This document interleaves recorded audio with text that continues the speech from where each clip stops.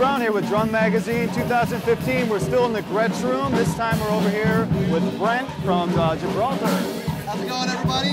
2015 NAMM show. We're going to talk about what's new in Gibraltar land for drums. So, you know, over the last year, God, it's loud in here. Yeah. Over the last year, you know, it's electronic drum sales have increased over 50% more than acoustic drum sales. Wow. And that's because, you know, people are in constant situations where they need to play at lower volumes. Yeah. And they need less space to be able to set up a drum kit. So electronic drums have been a huge thing. So I constantly get questions all the time on like, hey, so I play this brand of electronic drums, I play this brand, I play this brand. Will it work with Gibraltar? And it's like, of course, Gibraltar will pretty much work with anything as long as you have a way of mounting it. So what you're saying is you can get this Gibraltar mounting kit and mount any electronic drum set.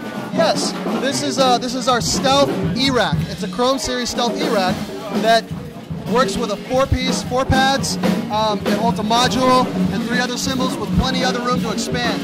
Now what's awesome about this is that it's got a very unique look to it. I've never seen anything like this out of the market before. It looks really cool. And it takes up very little floor space, and that's a big deal for us as drummers. Is that why it's called the Stealth? Yes. All right. Yes. Unnoticed. And it breaks down into about 4 pieces. Very quickly, everything is memory locked, so the way you took it apart, it goes back together the exact same way. So it comes apart into 4 pieces. You just throw it in a bag. Yeah, we have hardware bags that are very lightweight. You just put it right in there, roll it, set it up, and in minutes you're ready to play. Now, could I say I have my setup and I've tightened the memory locks? If I could say, hey Brent, go set this up for me, I would have it set up exactly how I want it. Yes, it can set up just like, and if not, I can figure it out pretty quickly. All right, excellent. What else with Gibraltar is going on? Let's have a look over at the conversion kit. Okay, we're over here at the conversion kit. What can you tell us about this? Well, you know, like I mentioned before, drummers are always like having to deal with the issue of sound, volume, and space. Well, the conversion kit allows you to convert a floor tom into a bass drum. So you're not playing a 22-inch kick drum in a coffee shop. You know, you can turn a 16-inch floor tom into a bass drum. And what it comes with is a pair of gull-wing spurs that fit both into the floor tom brackets, and a rail mount that allows you to mount a rack tom to the tom bracket. Now on the other side, we have a bass drum riser that hooks right to the hoop of the drum, and you can connect your pedal to. Now, how long does that take to convert it from a low tom to a bass drum?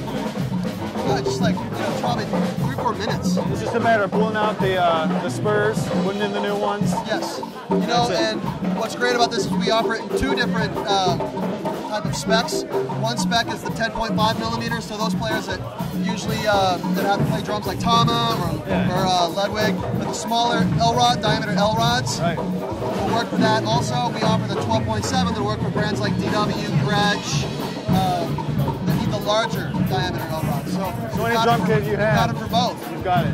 Nice. In 2015, we've got the cajon pedal. Do you want to show us, Brent?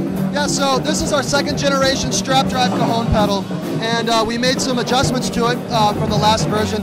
The last version, we allowed the player to be able to adjust the cable and the cam mechanism, and we encountered some problems with that, and so this generation we fixed the cam so that there's no adjustments necessary right out of the box. You can play it, and the cable is now a ball-end cable, so in case you have to for some reason have to replace the cable, you don't have to remove the entire cable housing. You just slide the actual cable through the cable housing and you're ready to go. It's running within like 5 minutes.